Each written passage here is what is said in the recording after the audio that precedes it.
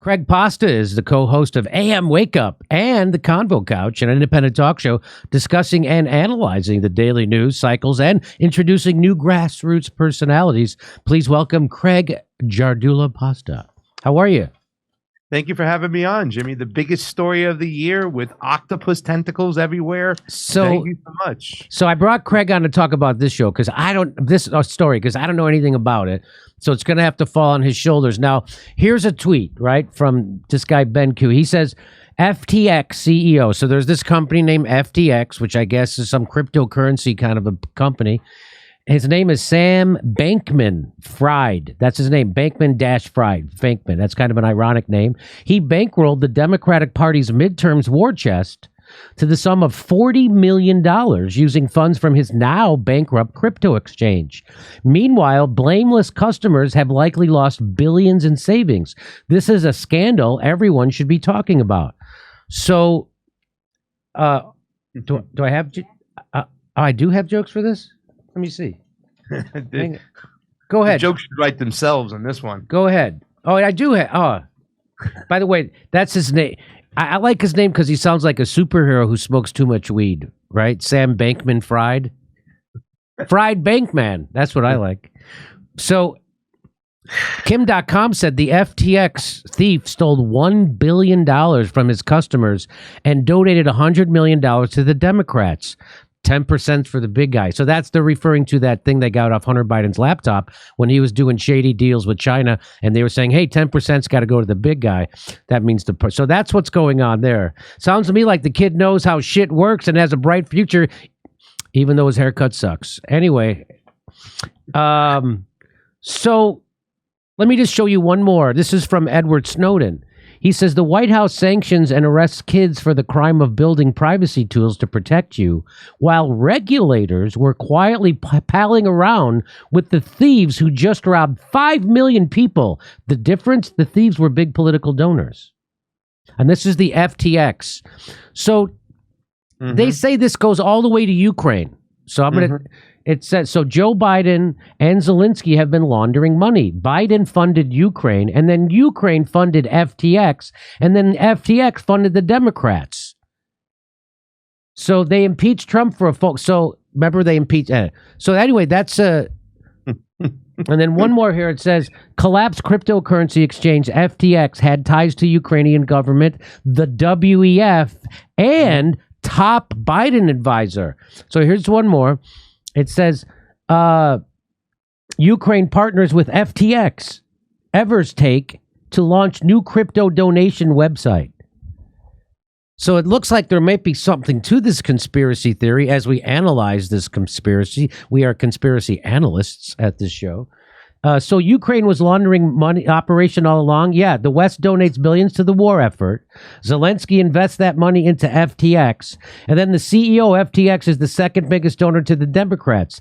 FTX then files for bankruptcy, and then billions of dollars go missing. So let me bring in Craig Pasta. Craig, explain to me what the hell is going on. Well, it's, I look at it as another Wall Street bet scam right off the jump. And when I say the Wall Street bet scam, what I mean is that the bankers and all the elites are going to do what they normally do, and that's screw over the little guy. And at the end of the day, nobody's going to go to jail. I mean, I hope that there will be some justice in this situation. But FTX is pretty much just a crypto exchange that started in 2019. But the questions are, and it's very much linked to like a lot of the Epstein questions, is where did the money come from? We understand that he inflated his coin, his altcoin of sorts, by his second largest investor, just pumping in a ton of the money, driving the coin up, and all on speculation, just, was able to get Hollywood people, athletes involved like Tom Brady, Kevin O'Leary, to go out and sponsor, do commercials for this coin.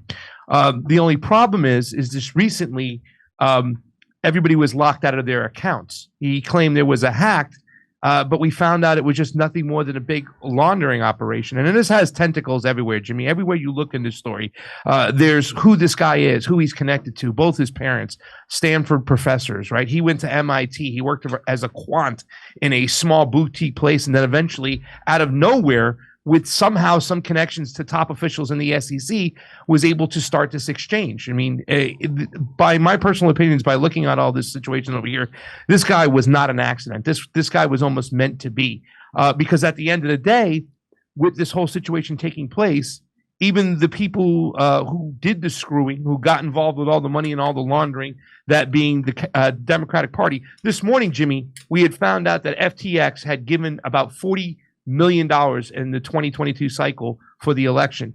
Now we found more information. It's up to $70 million we have now found that has gone to the Democratic Party mostly. There were a couple Republicans like Mitt Romney, I believe, and Ben Sass, who got like 10 grand each, but mostly it was just Democratic Party operatives. And then all those people around him. His aunt works at the WEF, the World Economic Forum. She's been there for quite some time. His brother, who got a lot of donations and monies for his philanthropy, which was all centered around the lockdown craziness, like the next great pandemic. So that's where his philanthropy and money went to. So he has connections all over the board. Hey, let me just bring up the WEF. You brought up the WEF. Yes. The WEF is trying to hide their connection to FTX now. Yes. So Zero Hedge tweeted out, "Dear Davos Elite and the WEF, it appears you accidentally deleted your FTX partner website. Lucky for you, we found it on the Internet Archive, and here it is." Yep. So this is from the World Economic Forum, and it says FTX. FTX is a cryptocurrency exchange built by traders for traders. FTX offers innovative products, including an industry-first derivatives, options, volatility. So the charge is that this was a scam all along, and that the United States government gave billions of dollars to Ukraine. Ukraine then gave I don't know how much money to this FTX. Mm-hmm. FTX then gave that money to the Democratic Party to the tune of $70 million, is what you're saying? Something around that range. See, here's the thing. We don't know the exact avenues just yet. What we do know is that the Ukrainian government was getting tons of donations in crypto. But they had problems with that crypto turning into fiat, and then fiat to get it to weapons to kill Russians with, yada, yada, yada. So the CEO, this guy, Bank Fried, stepped on in and made an announcement that they were going to help with the exchange process, because they were an exchange, taking some of that crypto and then turning it into fiat and eventually getting that money back into the hands of the Ukrainians for weapons and aid and everything else. The only thing is that they got caught funneling a lot of that money back into the DNC and back into candidates and all. It was just a scam that way. So it was, I mean, like I said, we don't have the exact ins and out just yet. There's a lot of things that have not come to fruition in the story. For instance, who got their money in and who got their money out. But we know that there is definitely a lot of smoke there. And we know that this particular CEO of FTX offered to step up and help Ukraine with the exchanges. We're going to find out more in the next several days what exactly went where, all the people involved. I mean, I don't think they can hide this. But like I said, all the information is not out there yet, including who got their money in and who got their money out. So here's that $70 million number you're talking about. So these are from OpenSecrets.org. The biggest donator was Soros Fund Management, $129 million. And then FTX right there, number 3, is that 70 million? That's what that is, right? Like I said, this morning it was 40 million. As more information's coming out, now we know it's 70 million. It's like this is the gift that keeps on giving of stories. So this is their little flow chart. This guy from FTX donates all that money to the Democratic Party, PACs, and candidates. They back Biden. Biden gives tax money in the form of military and humanitarian aid to Ukraine. Ukraine then gives that money to him. He then gives that money to the da-da. Do you see how this works, right? You see how this works? But see, the money that's coming away from Joe Biden, and this is personal money, that's our tax dollars. Right. That's coming there. And, like he stepped in, like, I'm going to help with the process. We're going to get this crypto turned to fiat. We're going to get you your weapons. It's dragging on, yada, yada, yada. And so how much money was going into the pockets of these politicians and how much was actually going back to Ukraine? And so it just goes to show you that they were using Ukraine as a money laundering outfit, scam, just like Afghanistan was. Here's Julian Assange to remind us what these wars are all about. What's Libya about? What's Iraq about? What's Afghanistan about? What's Syria about? What's Ethiopia about? What's Yemen about? What's Ukraine mostly about? It's about this.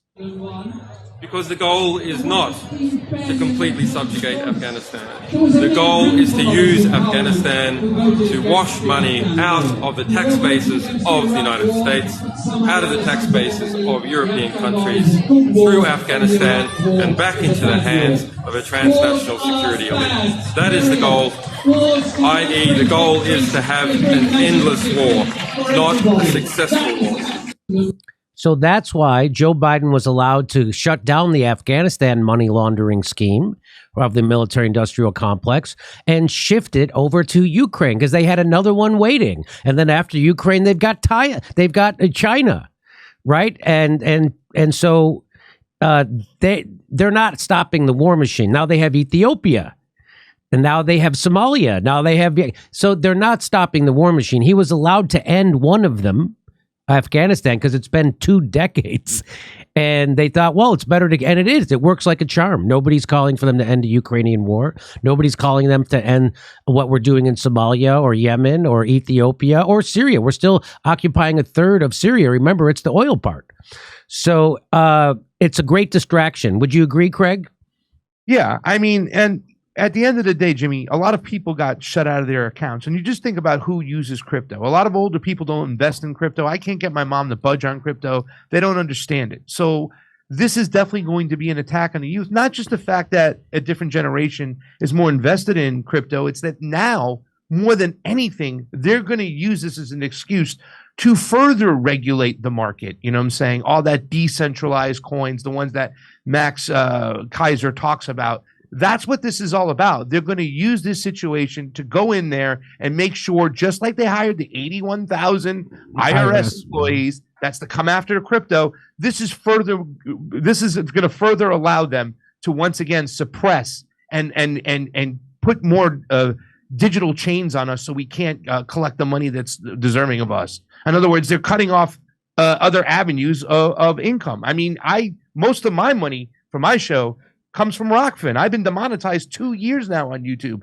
So just imagine how much more they can regulate the market and really try to shut people out. And that's what they're going to attempt to do. So they're good. So they set up this scam, and then they're going to use this scam so they could get more power to regulate crypto, which is a threat to the US dollar. That's again, it's just like, yeah. Boy, it's like 9/11. It just happened to work out that they got everything the military-industrial complex wanted out of that. It's just amazing, all the authoritarian crap that we lost. Habeas corpus because of that. We lost the Fourth Amendment because of that. We don't have privacy anymore. Every email, every text, every phone call you make is being recorded by the government. Yeah, that's happening. And we have to have answers now too as well. There's a lot of people involved, like Tom Brady, Kevin O'Leary. You know who Kevin O'Leary is? Yes, from Shark Tank. Okay, so now he was their spokesperson at one point, and he was getting paid in their coin. And I'm assuming that a lot of older people don't want to invest too much in the crypto market. So anytime they get any crypto assets, they would usually turn it to fiat and keep that money invested somewhere else. So we need answers on how much he knew, what was going on. That's a guy who never makes a deal on Shark Tank, but yet he went and got involved with FTX and this guy, which really couldn't show a lot of stuff on paper as far as liquidity. It was all speculation. So there's a lot of questions that have to be answered. It's almost like the Bernie Madoff scam. I think the only reason why some information has come to light is there's a couple people with a few bucks out there that are making some noise that got robbed. If that wasn't the case, I think it'd be a lot like Wall Street Bets, and they would put this thing to bed quietly while a bunch of people, thousands of people like me, my friends, got locked out of their accounts. Money was there, and now it's gone. They're locked out. And all that money has been taken out. You know, it was lied that it was a hack. Then they found out the movement of money. What had happened was an executive from the company, MSVX, the second largest investor, he started selling off his money right away, and that kind of buzzed out the whole market. And all of a sudden, people started taking out their funds, and that's when they just locked everything up, said there was a hack, and now here we are today. Last I heard that this guy right here was on his way to Argentina. There's Argentina, Hong Kong, the Bahamas. From what we understand right now is that he's loosely detained in the Bahamas. In other words, he's on house arrest of sorts. And he just recently put his Bahama mansion up for like $39 million as well. And Jimmy, there's this whole, like, when I say this is the gift that keeps on giving as stories, there's the whole conspiracy side of this thing.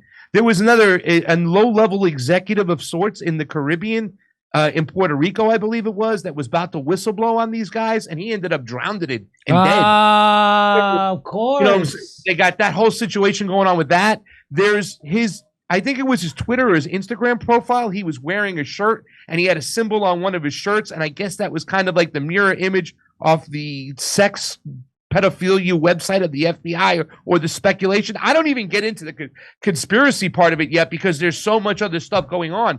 But like I said, there's just so many things. He was living with his coworkers, all 20-something odd years old, in an incubator-style place in the Bahamas, and supposedly they were all sexually active, and there was a lot of stuff going on. So there's so much to this story. It's like I said, it's like an octopus. There's so much stuff to it, and there's a lot of stuff we're going to learn over the next couple of weeks that haven't been told yet, including who got their money out and who was tipped off. I want to know who got tipped off. I am praying that we get some leaks and we get some answers, because some people, they got to answer for what they did. We'll see you November 19th and 20th in Austin, Texas. November 26th, that's the Saturday after Thanksgiving, in Burbank. And then all December, we're going to be in Los Angeles doing Friday night shows. Go to jimmydore.com for a link for all the tickets and become a premium member. While you're there, you get all of our videos unedited. jimmydore.com, not Jimmy Dore Comedy.